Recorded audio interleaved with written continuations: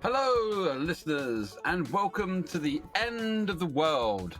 Today we are giving away free radiation. The longer you stay, the more you could win. I know that's wrong, isn't it? It is for this pod, and also in that voice. Yeah, and without context as well. Okay, hello, listeners, and welcome to a Geek Tragedy. Why are you Italian now? I'm not Italian, that's some rubbish accent I'm doing. I don't think I could claim that was Italian. So, okay, we'll try again. Hello, listeners, and welcome to the Geek Tragedy, as ever. I'm Stephen, known online as Plague Mantle for various reasons, and I am your host. I'd like to welcome to the pod the most erudite human and my best friend, Holly Properly. Hello, Holly, how are you? Hello, I'm very well, thank you. Bit tired, for reasons that we will discuss imminently. Good. How are you finding your new microphone? Yes, it's there. It's about the size of a baseball. I'm, a little bit scared to move just in case I go out of range, but otherwise lovely. Thank you very much. Good. And of course, our own Salvage Man and crafter par excellence, as was proved at the weekend once again, Mark Cordery. Hello, Mark. How are you? Not stuck in a room today? Not stuck in a room, no. I'm well, thank you very much. I mostly recovered from the weekend, which was awesome. As Holly rightly says, we will be talking about that later. Stephen, yourself? I'm certainly here. Good. Well, that's nice. Isn't it just?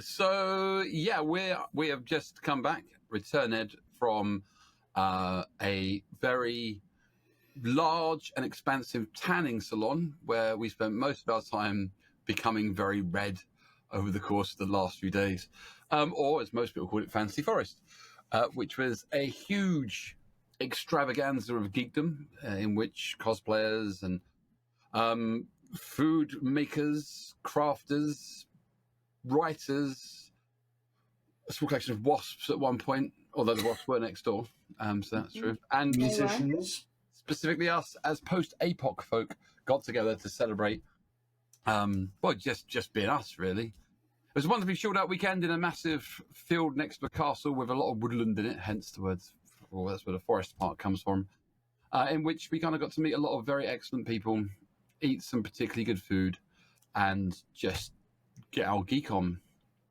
which was wonderful. If you haven't been to Fancy Forest, it's definitely worth a look. You can go and look at pictures of it right now if you go to the Facebook pages and look for Fancy Forest Community, or probably the Instagram and look for the same kind of hashtag. You'll see people dressed up and celebrating themselves and each other everywhere. It was quite joyous to behold. So, well, and also, before I get to the so part, we also conducted a load of interviews with some really, really wonderful people. I got to meet people whose parents I LARPed with. That was really weird. Then I just brought that up in the middle of the conversation. These are my parents, they did this. And I was like, bloody hell, I LARPed with them in Labyrinth. They looked like back in the 1700s. Holly brought a book because there was an author. And Mark got a glorious piece of artwork, which he'll explain to you undoubtedly later on, then got to interview the vendor and the wonderful person, which, I'm not going to spoil that. I'll let Mark get into that in a minute as to they met. And that was also glorious. We all got to meet some excellent people. Yeah. And that made us all very happy. Yeah. So, this pod is more kind of about us and our experiences and the fun that we had. I'm going to slot those interviews in, well, a couple of them anyway. And then next week, once the editing is done, we're very hopeful that our efforts to podcast in a field can be released to you as well. And you can listen to us ramble on in front of a small audience about what's the difference between post-apocalyptic stuff and dystopian things. Yep. That was a field that had no internet for sort of 3 days, and very little in terms of, the signals for phones and things. So communication was tricky, but we managed it. We got it done. Like the old-fashioned way of going and talking to people and asking them questions in person. Yeah, we got fake bean tins and we undid them. We put string at either ends. When they spoke into them, we quickly saved up their words by welding the lid shut of one of the bean tins.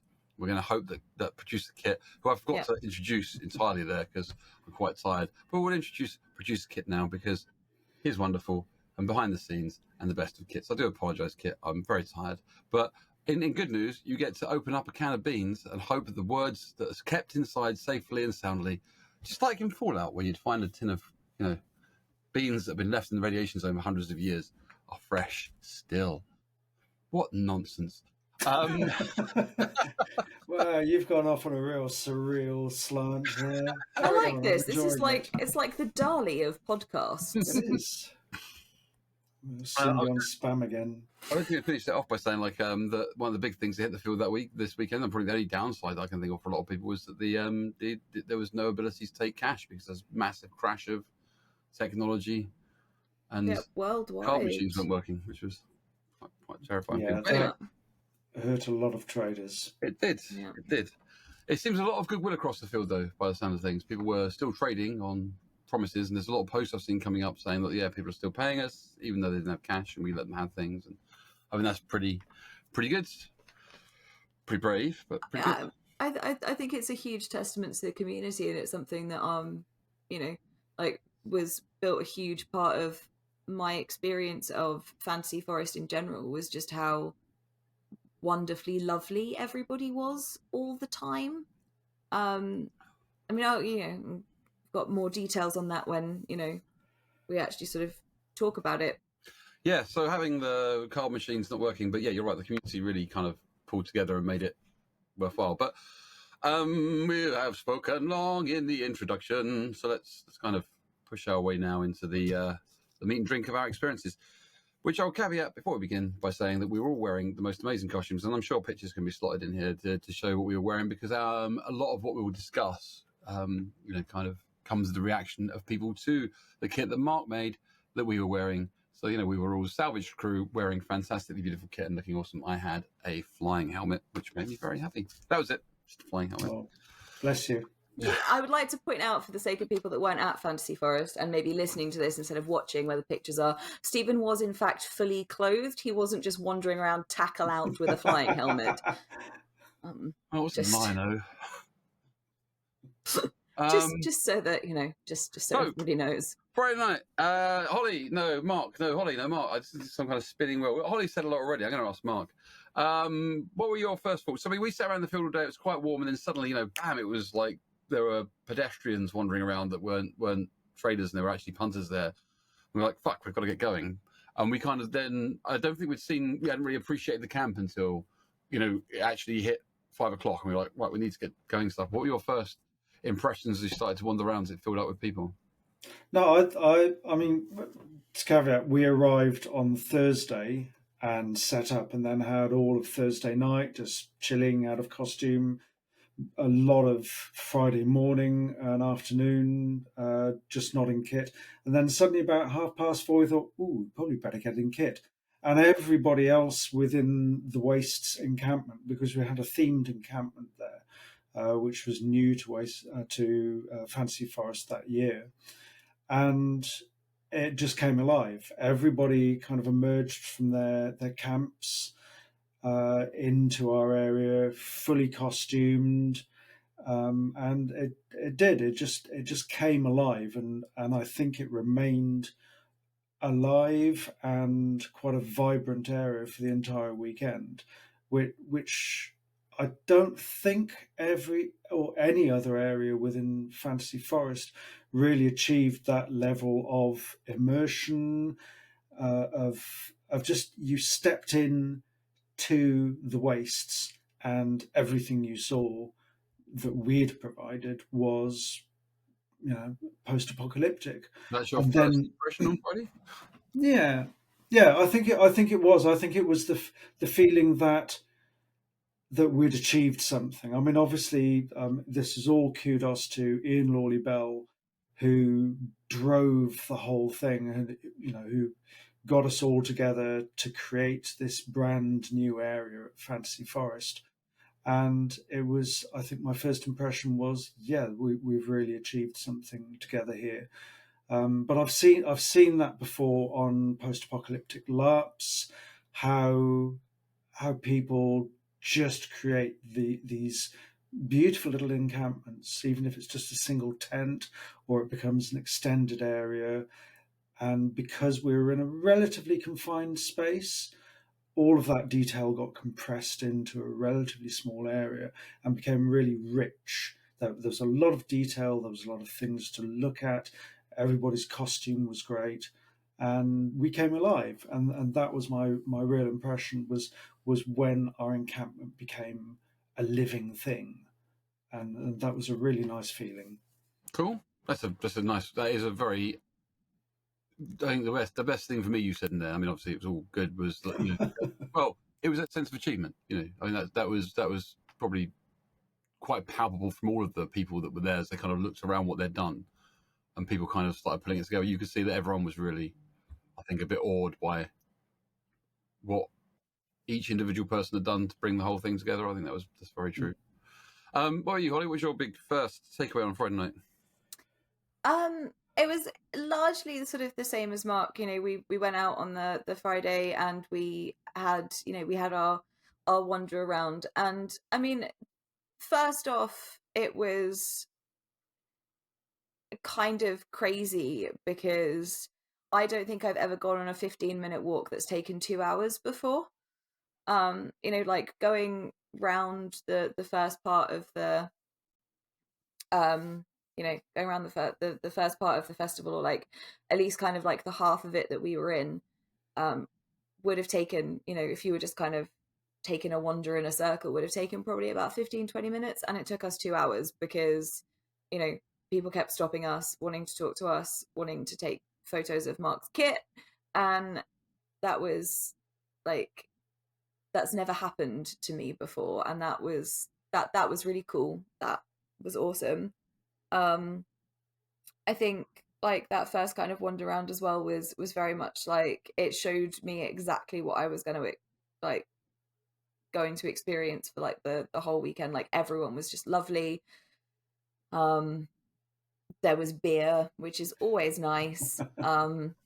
In collectible cups as well. Now we have to go back every year because I have to collect the cups. That's why we have to go back every year, is it? Well, also that, and I had the best time I've had in such a long time. But it was I think ultimately for me, quite in sort of the same way as the expo, like from that first kind of walk around, it was just really nice to see that it felt like a really safe space. It felt like a place where like everyone could just be themselves. Like, there wasn't any of that kind of like sort of, like rowdy festival crowd, like the kind of stereotypical like rowdy festival crowd. And of course I was as soon as we got back to our camp, I was immediately sort of very aware of just how much effort everyone from the Wastes had put into making sure that it was beautiful. I mean, that massive truck was amazing. Yeah, that was great, wasn't it? And all of the vehicles as well, when they turned up on Friday, they were super cool. And also with those, because I went around and I asked everyone, because I'm nosy like that, they're all road legal, obviously, but they're all also, the drivers, those are their everyday cars. Those are the cars that they use like to go to work and to go to Tesco and stuff. And then these great big kind of like rusted out like Mad Max machines. And I just think that's like just really cool. The irony of a dental nurse covering their car in teeth was not lost on me. Yeah. Just so that they can scare obviously their customers as they drive past on the way to work. It was a big takeaway. It was it's surprising how little we looked at on Friday night as well. I mean, you've both described like a really big event just from Friday night's aspect, and that we only looked at like a third of it, maybe a fifth of it on Friday night, because we, as you say, we started at 5 and when we got into kit, but by the time we were kind of wandering around, it was probably like 7 o'clock because we were hungry and we went out. I don't think with the intention of showing off.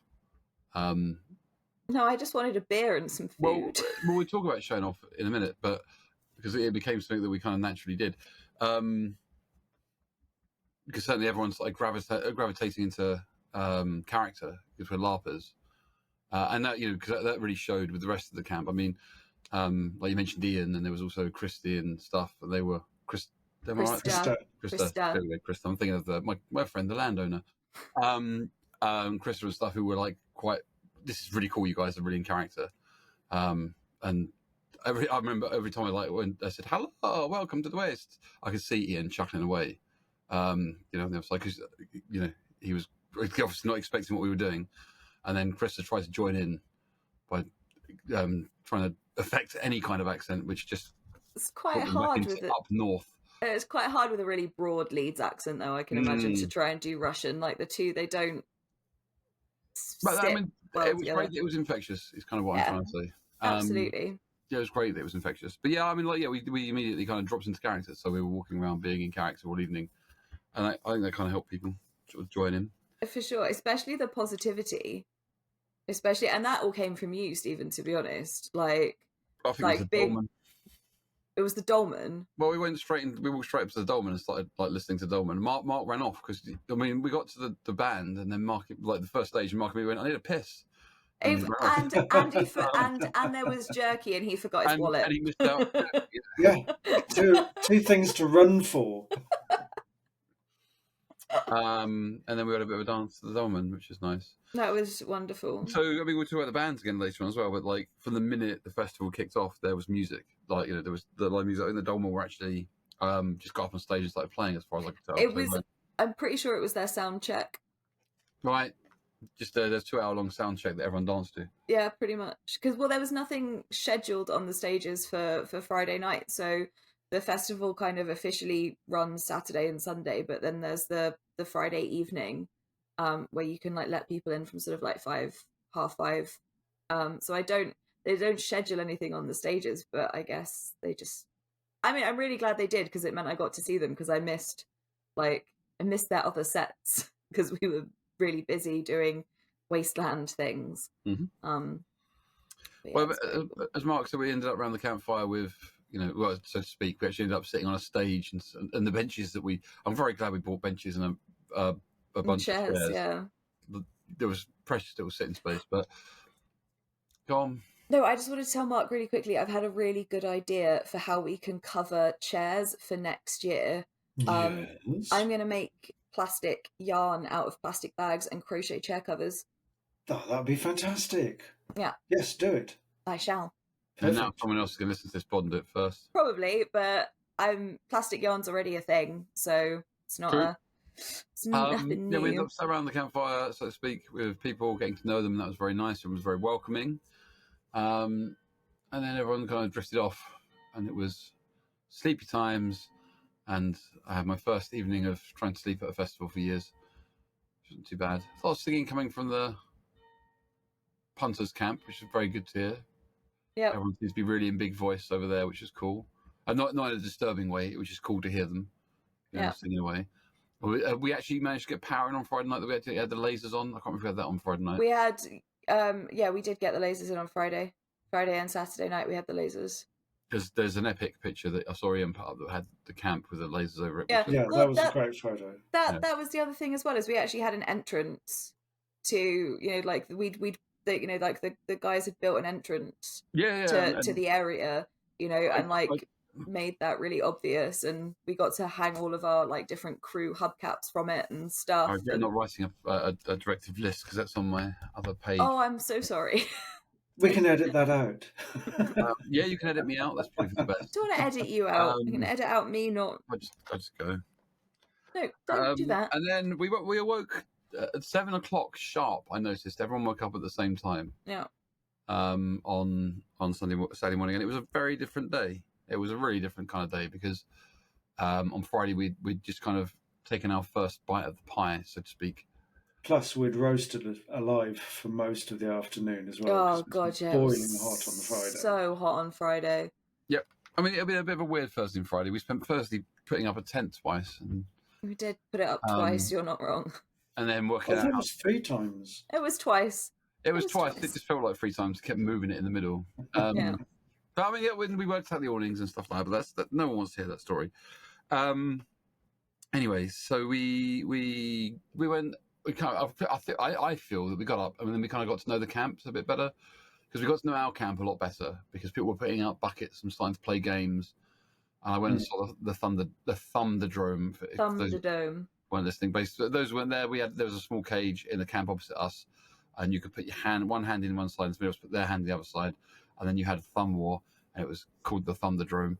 And in my efforts standing outside shouting at people to come in, a battle in the Thunderdome was kind of a winner for a lot of people. They really wanted to come in. They got pretty excited when I said they could battle in the Thunderdome.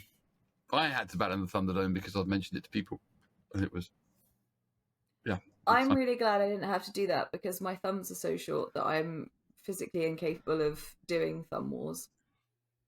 And we took a morning of kind of. I know that Mark and I are certainly in stick, and people started coming outside. And we were doing the whole like come into the wastelands, and basically we were just.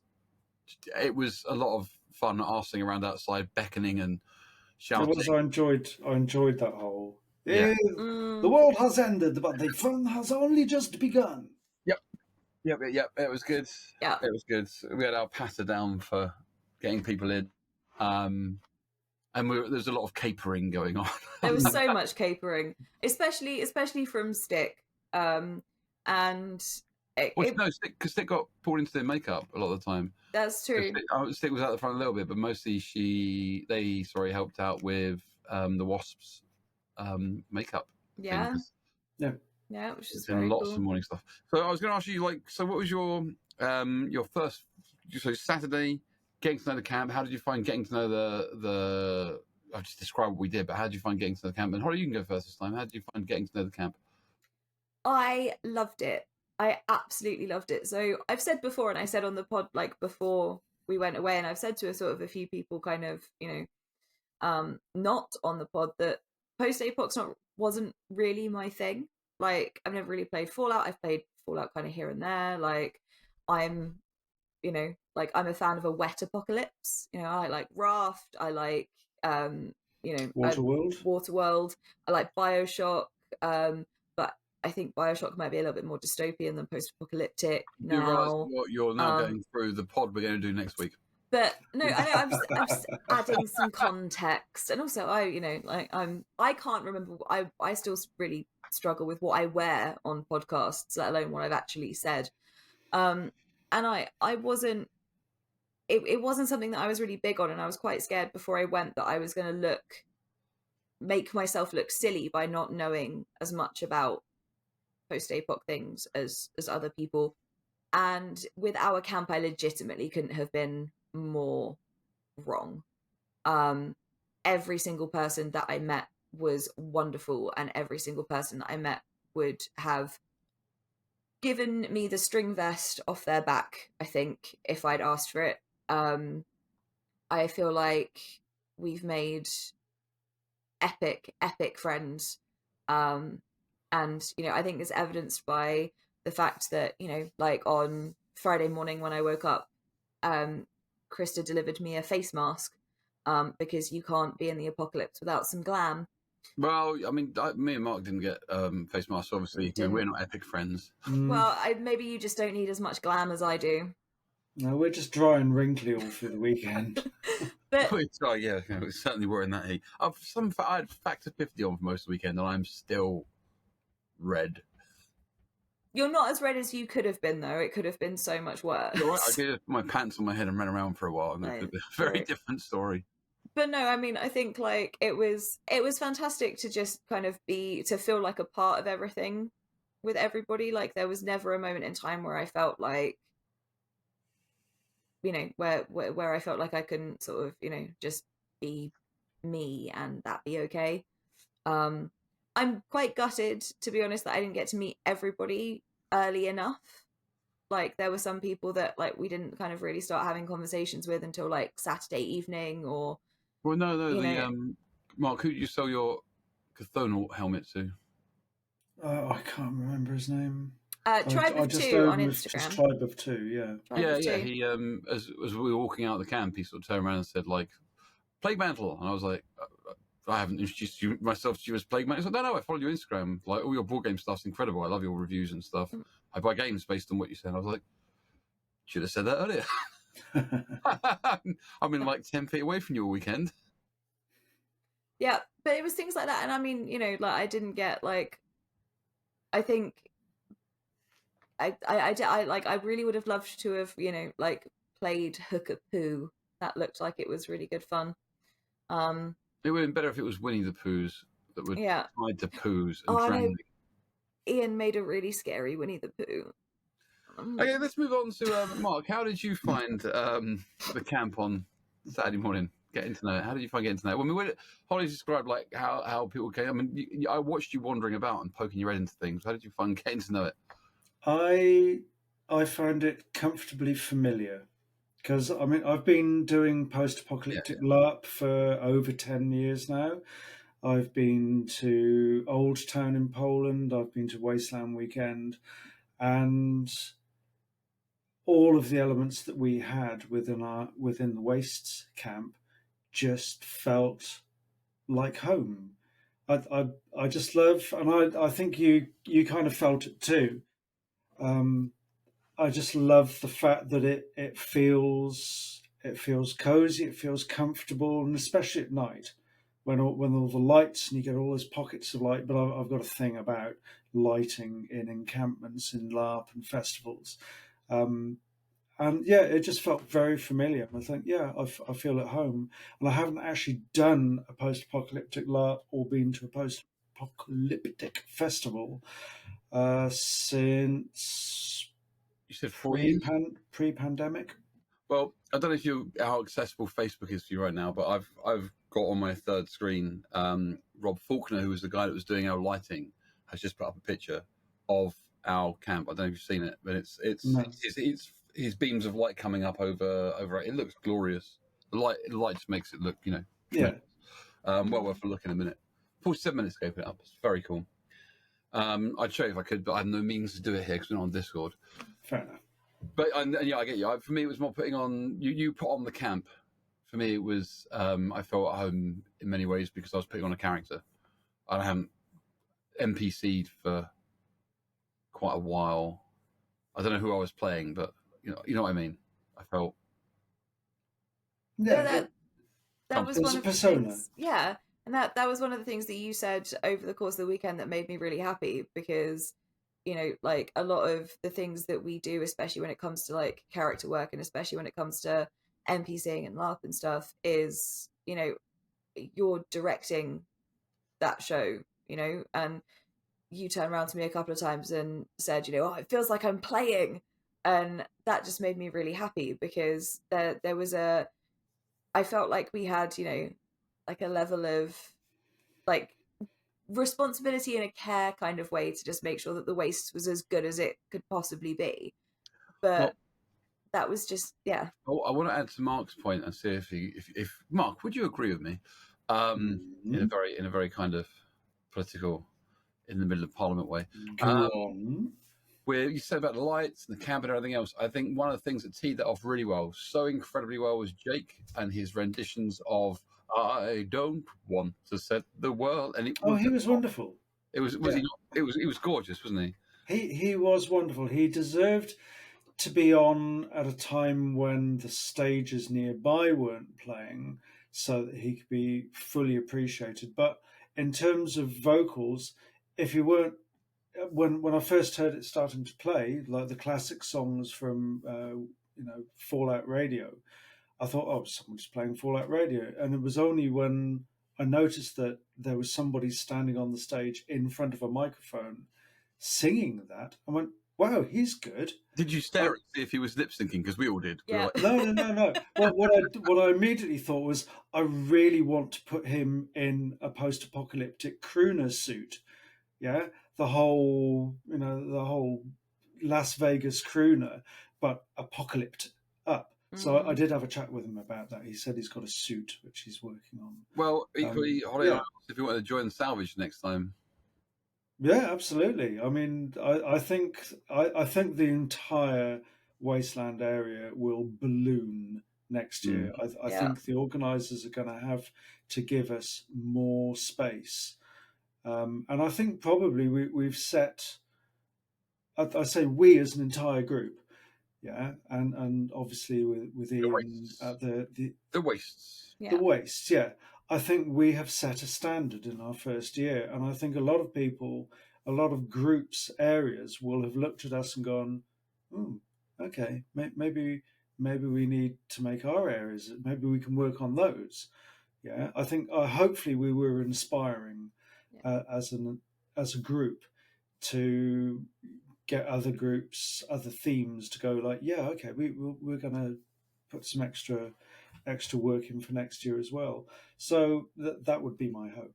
Cool. I mean, I was worried about what we'd bring, what I would bring to it, but I think it certainly was giving it character, as in literal characters, because I don't think anyone. I think everyone was drawing a lot of inspiration from us asking around and being different people, and I think a lot of the people that came in who were in cosplay or like were in their own bits and pieces started really going for it as well, especially the Vaulties. The Vaulties really started doing Yeah. when we were doing it.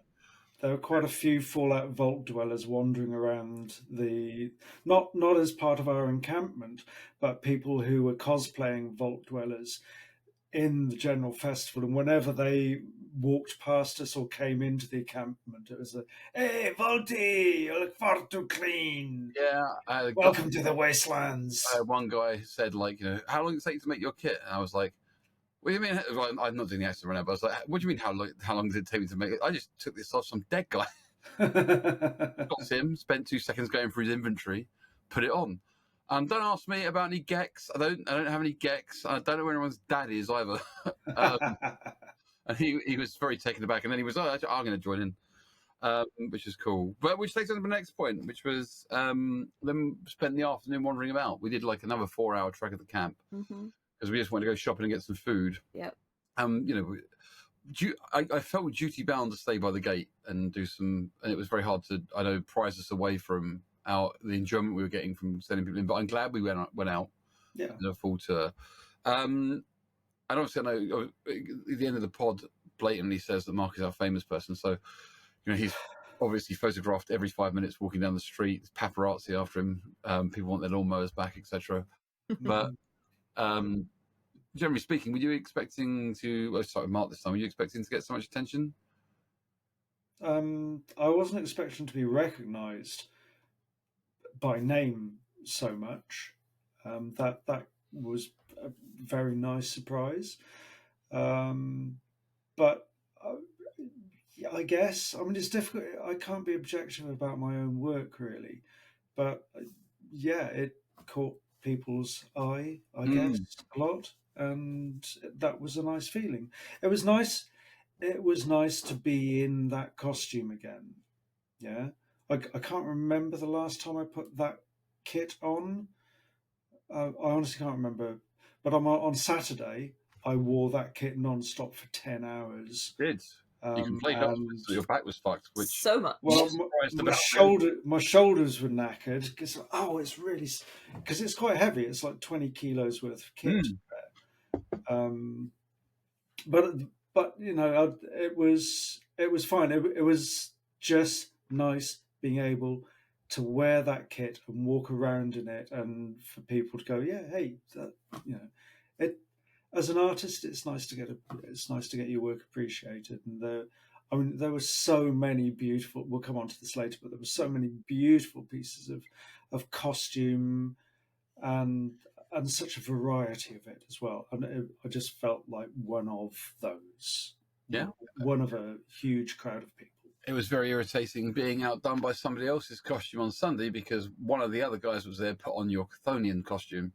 I was like, great, now we're being outdone by someone else in one of Mark's other costumes. I just made the helmet. I know Ian made Ian from Dreadskin, he did the boiler suit. But one of the sweetest things I witnessed, I think almost immediately we were at the camp and people were taking photographs. It was the first time Mark. It was so sweet because Holly was like gushing a lot about being photographed, and there was such a smile on your face of like kind of, oh, look at this, and it was very lovely to watch you being so, I don't know, proud, happy. I'm not sure which one you were, but like that Holly was really made up about being photographed. Yeah, I was happy for you that you felt really good in the costume. I felt invincible, absolutely invincible, and that's like, and I think it's the power of really, really incredible kit, right? Because everything that I've ever done, whether that's been, like going to like events or cons or LARP, I've always made like bits of my own kit, or primarily just bought bits of kit and then added to them, and they've been all right. They've never been, like fantastic. It's always been something that I've never been kind of entirely 100% happy with, and that added to my neurodivergent total fear of being seen by anybody ever, means that usually when I walk through these things, I am invisible. Like, I'm completely invisible, and I'm happy with that in most senses. Like, the more invisible you make yourself, the more times people walk into you, and that's obviously quite frustrating. But I felt like I could legitimately swagger down like that main drag, like Katie Sackhoff, and just feel incredible, because I had that like cool coat swish, and I had the places I could put my thumbs, and it made me it made my posture better, and it made me stand taller, and it made me like feel like, actually, yeah, I can take on the world in this thing. From what you're saying, I'm mainly glad that we did that Star Wars pod recently, so Mark knows who Katie Sackhoff is. No, I know who Katie Sackhoff is. Katie Sackhoff has this like Wars, we did. Like, Katie Sackhoff has like Battlestar Galactica. Yeah, good stuff. She has a walk that you just cannot imitate. Like, you can see her walking from a distance, and you're like, that is Katie Sackhoff. We noticed that they even put it in when she's a cartoon in the Katie Sackhoff swagger, and like, and it was just like, it was just cool. It was just made me really happy. No, because whenever I go to these things, I don't ever, I don't ever really kind of like expect that people will see me, or that I really kind of want people to see me, because usually I feel like very. I imagine you used to be a model. I know, right? I feel like, most of the time, because I feel like quite underdressed, or that like my effort is going to get like laughed at, which is actually really stupid for Fantasy Forest, because I don't think that would have actually happened at all. God no. Because everyone was inclusive, but I didn't know that because I've never been before. So being able to kind of turn up and be like, hey, like, not only is this a really inclusive environment, and not only is this like, like full of really lovely people that are just doling out compliments like all the time, I actually feel really good about this as well. And then you get to go back to the wastes, and like everything there just is like just as cool. And it was epic. I'm glad you felt like that. And of course, next year you're going to get bespoke costumes. We're so excited. You get costumes? We'll start from scratch. I mean, Stephen, you've established that you want the flying helmet, so we'll work on that as a base. So, firstly, the helmet, absolutely, because I liked it a lot, and secondly, because it just kept the sun off my head. Yeah. Mm-hmm. I didn't take a hat. I was really worried there wouldn't be a hat, because I'm really fair head, and if I go out in the sun at all, my top of my head burns like anything. So yeah, having the flying helmet, not only did it look great, it was a protection against the sky furnace, which is great. Yeah. But I like I said, I would be happy wearing what you gave me to wear this weekend. But if you want to make me new stuff, that's amazing. I'm just going to synopsize my thoughts on it very briefly by saying that usually if I go to an event, be it Empire or Strangelove or whatever, any of the big events we have photographers and stuff there, I spend most of my time trawling through photo albums afterwards, looking for myself, so I can ask them to take it down. But I just go for it, going, no, I look awful, I don't want it up there, Every picture I've seen so far of myself, I'm like, I don't look awful, I don't look too bad there. Which, given the way that my brain works, I think that's pretty good. Yeah. Well, I'll take that as a compliment. Well, you should. Very much so. Because I still want to take them down because my face is in them, but generally speaking, otherwise I look pretty good. Next time we'll sort you out with a mask, you'll be fine. Sensible. Maybe like some kind of decapitation. No. Big Elder's mask. Then you have to weight the flying cap so that my head rolls around the floor continuously. But yes, so our costumes made us quite the attraction for photographers, and we were pulled over quite a lot. Not just by Joe Public, but also by professional photographers who wanted to put us into poses, and we had to stand around behind trees doing stuff and making faces and natural bits and pieces. So we were quite pestered, and I was quite glad at the fact that I could come back to the camp and get in the tent, because it did get a bit overwhelming at several points because there were so many people and lots of stuff going on. We were interviewed, we were filmed a couple of times, we were on a couple of YouTube channels and bits and pieces. So yeah, we were quite. God, we were always up for it. By the way, just to caveat that, there was no point we were going like, "Oh my God, get away from us." We were very happy to be, always. Mostly once they've spoken to us for 2 minutes, they were like, "Oh, do it in character," which again speaks volumes to what we were doing. It was very good. So I'm going to break the next bit down into 2 questions. And I want you. I've already told you what they're going to be, so don't confuse the 2. Oh. So first one is about costumes that you saw, and I want you to tell me the one that spoke to you the most. I don't, not the one that looked the best or whatever, just the one that spoke to you the most. You walked past it and went, wow. Even though you may have seen ones that were technically better or whatever later on during the day, but just the ones that you went first. And Holly went first last time, so no, Mark go first last time. Yeah, Mark went first last time. Okay, Holly, then you get to go first. What was your still Marks? I've got a couple. Oh, a couple now, is it? Oh, because I've just been thinking about it. You're not confusing this with the best bit of theatre that you saw? I'm not confusing it with that. I've got my answer for that, and I think it's the same as everybody that went to the festivals answer about that. But I'll let you answer the second one together then. Okay. For me, there was an older couple who were dressed as Chancellor Ridcully and Granny Weatherwax, and they were just wandering around kind of surreptitiously holding hands. Mark and I wanted to dress a bit different. I really like the Granny Weatherwax look. And I just thought that was really lovely because it really played to their kind of relationship in the books, and that just made me really happy. And it was just really lovelily done. And she had a little sign that said, "I ain't dead," which always made me really happy. There was also the ghoul that we met on Friday, and then again on Saturday. Was he? He was not a ghoul. He was like a ghoul. He was a dread pirate or something along those lines. And he refused. He didn't have his skeleton mask didn't have a bottom jaw, so he didn't actually kind of speak at all. So we largely just accosted him for about 10 minutes while he tried to tell us that he wasn't a ghoul, and we refused to listen. Because we were drunk wastelanders. We were drunk wastelanders. At no point did we get hammered, everyone. We had a couple of pints. A few pints, but like the happily drunk. The characters kind of drink responsibly. The characters kind of sort of led to more towards the kind of the drunk silliness stage. And also, just as a special mention, I really appreciated the guy with the excellent beard who was dressed as Santa and was hiding from small children.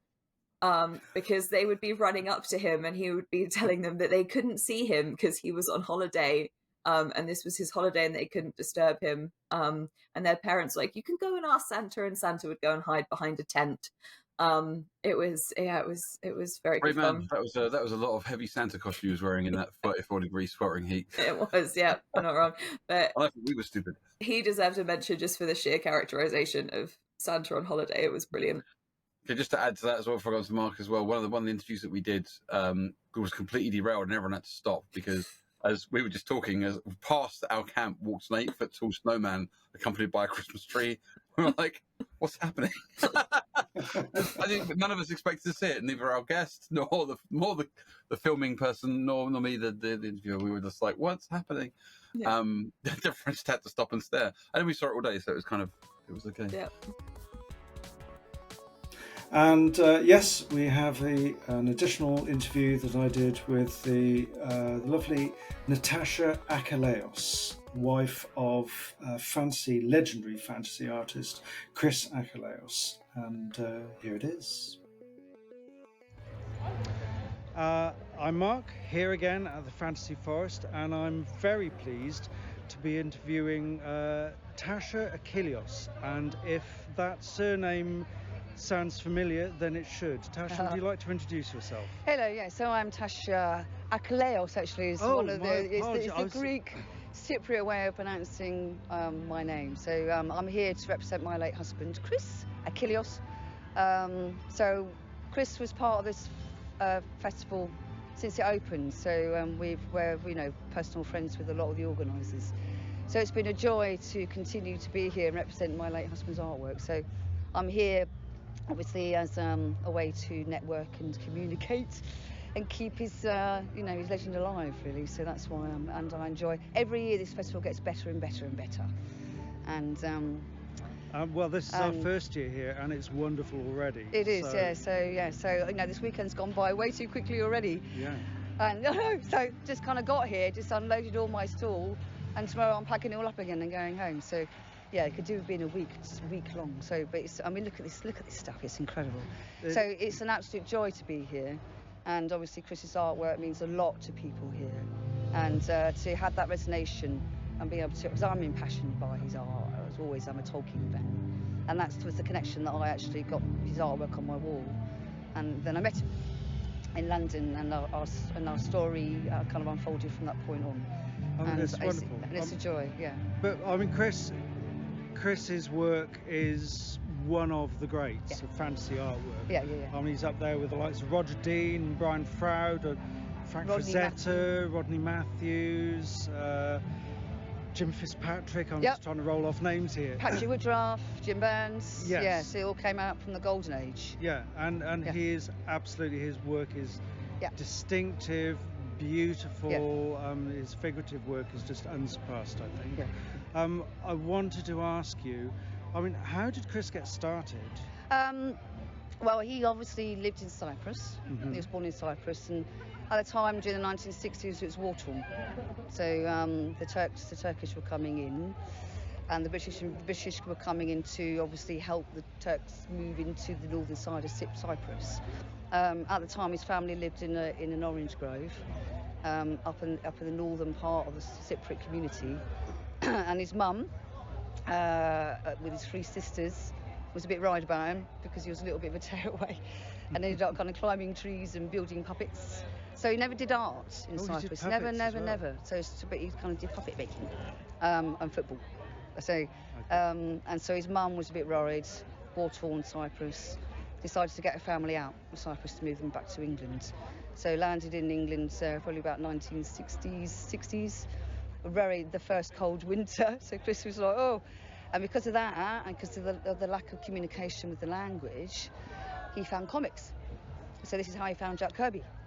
And suddenly, so he locked himself up in his bedroom, got as much of the paperwork as he could, and just went around butchers, and they gave him little bits of paper to paint on. And then obviously started to draw his inspirations from mythology and the legend of the classic Greek tales that he loved. And all those went up on his wall, and he loved ships and weapons. So he literally kind of like, drew ships and weapons. And so when he went to college, and he went to school, and he managed to get his 5 A-levels, purely because his teachers knew he had a talent. And then obviously got advised to go to art college. He was like, oh, that sounds great. I'll go to art college. And so obviously went to Hornsey College of Art, and then but got into that. He lost his portfolio. Oh. And so he pulled down all the sketches that he'd done on the wall for the tracing paper, just put them into a thing, dumped them on the desk, and they opened it up and looked at it, and they said, did you do these? And he said, yes, I did. You're in. Fantastic. And that was it, and that's the tale. So he kind of started advertising. Okay, but Jack Kirby was an inspiration Jack Kirby was a major for him. influence for him. So, which is why you see on the Target book covers all the lovely Jack Kirby influences, and the clack, clack. Was the Jack Kirby influence in the comic book. His process, can you tell us a little bit about his process? Yes, so obviously in terms of reference material, he got the job for Tandem purely by phoning up the publishers, did the first couple of book covers, nothing to do with Doctor Who. So by the time he was working for Brian Bowl in Covent Garden, he was already doing little contract work. And so the Tandem books came in, rechanging the Doctor Who covers, and he got the gig. Mm-hmm. And just kind of delivered. So his first comic books are literally Jack Kirby designed, because he's got influence between his comic book love, and that's how he learnt the language, purely through watching the TV and reading comics, because he wanted to know what was said in the little bubbles. So he learnt English through that. So, That's fantastic. which is a kind of retailing. You can see that kind of story happening Yeah. quite a lot of the times. So his process was literally try and find some reference material, which is why the first one's got pink targets, because there wasn't one. and then he just literally just used it as character development, took it, traced it, created a concept design, popped it onto a canvas, and then created the image, and then the composition came together. So it used to take him about 5 days. to do Wow, one. okay. And the materials he's working in are watercolour pencils, Yeah, it used inks, to be acrylics, mixed. Yeah, it used to be mixed media. Airbrushing featured quite a lot. Yeah. A lot of the Doctor Who stuff was actually pen, acrylics, Yeah. works, a little bit of It's meticulous watercolour. work. Yeah, he did. He did design. He had 2 choices at college to do fine art. He wasn't interested in that. But he also did, design artwork for advertising, and that's where he learnt that stippling. Yes. And what he did was he just trained himself to do airbrushing.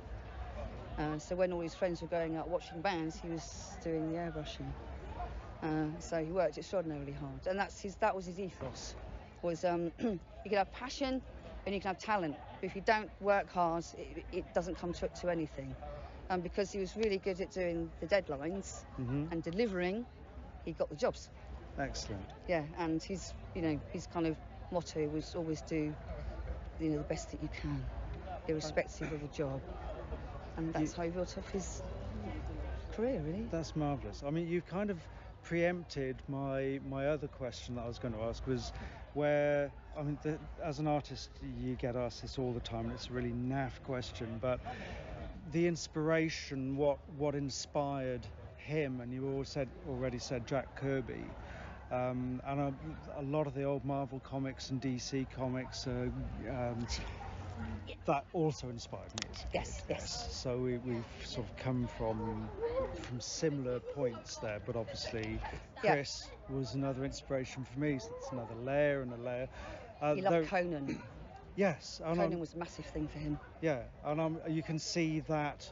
I think with Frazetta was obviously another big Conan Huge influence. fan. Yeah. Yes, so I can kind of imagine that Frazetta was something that Chris had been looking at and being inspired by. Yes. Yep. Actually, it occurred to me that Chris and I have 2 connections.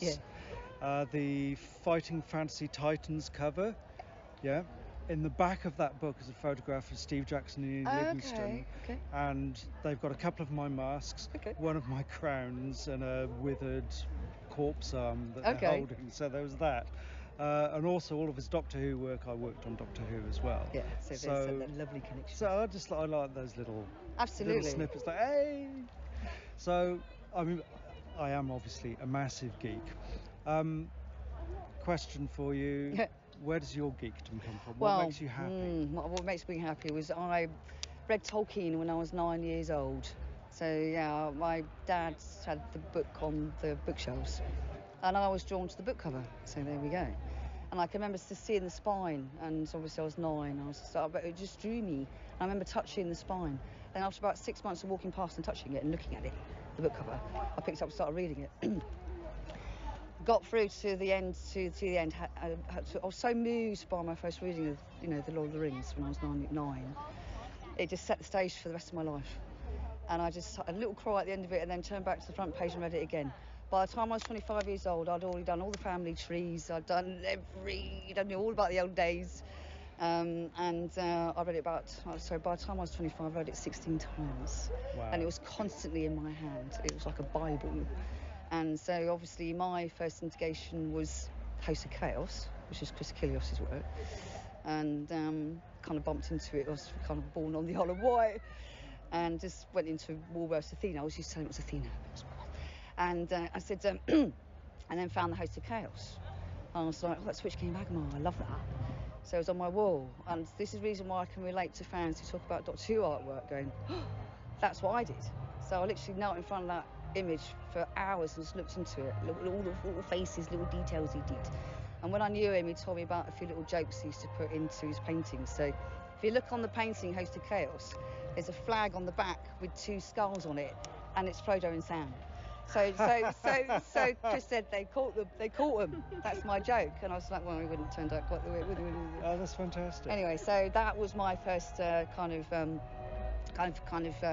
introduction to Chris's work. Registered the name on the bottom. Thought it was in America. Didn't actually kind of relate to it anyway. Left the Isle of Wight, went to London to study.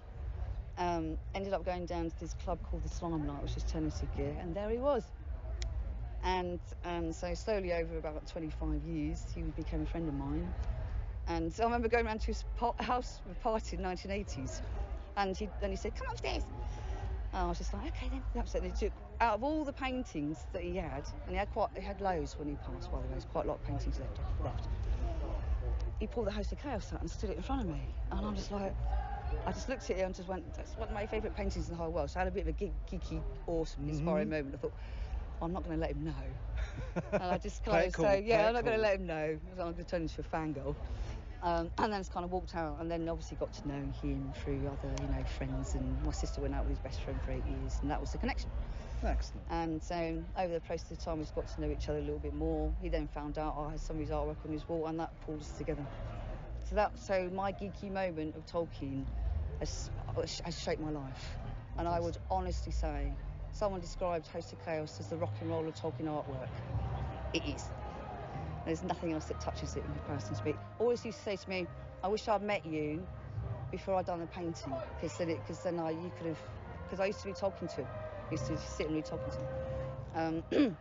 And he said, I wish I'd met you because the painting would have been better." And I went, "No, you don't, because the painting's absolutely perfect." And that's it really. So that stands the test of time. So now it's on my wall. So because it's so, and I talk about it all the time because that's the connection. And as soon as he found out, I started. We just got closer, and I started to, as we do, started to get to know each other a little better, and and then got together quite quickly, and then got married 8 years later, and that's our story. So. And now you're keeping his legacy alive. I'm keeping his legacy alive. And I have to say, I am so grateful to now own one of his original pencil sketches. Yeah. Just wonderful. I mean, it's made me a very happy geek. Yeah. I'm a geek and I'm proud of it. So I think everybody here is a proud geek. Proud of geeks. The geeks got to stick together. So that's the joy really. It's difficult when you're left with a legacy. I know the responsibility. Everybody does. Who particularly loved Chris. Everybody understands the responsibility of making sure his artwork is, given to people that loved him or understood or appreciated his art, was influenced or have their own career to show for their own creativity, like yourself. And so there does feel a sense of responsibility But the more that you bring people into the home, Chris wasn't about money. He was about sharing his skill sets to people who would appreciate it. And because he was such a generous, humble man, that's reflected in me. And because I did the shows and met the people, then that's still reflected in me. And because I had this thing that kind of fires me up, I can just go on about it for hours. And he knew that. So when we kind of went to conventions together, I suddenly went, he said to me, "Just wind her up and let her go." I used to go, boom, and off I go. And I just kind of run around and just go, "Hello, everyone." And well, she just kind of sat around and did the humble signing at the back. That's wonderful. But yes, it was an absolute joy. So I've met so many beautiful people through, my being with Chris and being part of this world. And it's opened my eyes. And what I was saying, somebody asked me what I felt was the gift that Chris gave me. And I always said he taught me how to know myself better. So I found my voice and my authenticity. Really, and once you find it, you never let it go, because you understand yourself a lot better. And that's the gift that he gave me. So through our relationship. So Tasha, thank you so much. It's been a pleasure. Time out to talk to us. It's been a pleasure. Appreciate it. It's been an absolute pleasure, and it's been a pleasure to meet you too. So hello, look at us. We're dressed completely differently now and in different rooms. What's going on? Could it be that we're recording it at a different... We are, yeah. So we filmed that whole episode, recorded that whole episode, and we worked out that it was slightly several days too long to put into one whole episode. So after the excellent interview, well done, Mark. Oh, thank you very much. We are going to take a quick break, and we're going to come back next week with a lot more. Haven't we got a lot more to say, guys? Oh, yes. Just the Holly's nice little nod. Doesn't Holly look lovely? Look at this. But yes, thank you for listening. As always, the pod is very, very glad to have been at Fancy Forest, and we're really excited to talk about even more stuff. And then we're going to push the episode where we actually were live on site a little bit further forward. So you can listen to that the week after the next pod comes out. Numbers. So yeah, thank you very much. Thank you very much, Mark, for the interview and for just answering my questions. And Holly, I'm looking forward to hearing your interviews, or well, in fact, just your dulcet tones of the back of the camera, no doubt, next week. So with that in mind, it's goodbye from me. And it's goodbye from me. And it's goodbye from me. The power of the press goodbye. We love you very much. Take care. Bye. You have been listening to A Geek Tragedy with me, Plague Mantle, and my best friend, the excellent Holly Properly, and our actually famous guy, Mark Caldery. If you like this, there is plenty more at patreon.com/A Geek Tragedy. Production is by Kit Brutnell. Our logo and artwork is by markcaldery.com. Music is by Borislaw Kozielski. Follow us on Instagram and Facebook at A Geek Tragedy. Email us at geektragedypodcast@gmail.com. Subscribe, leave us a rating and a review. And don't forget to tell all your geeky friends.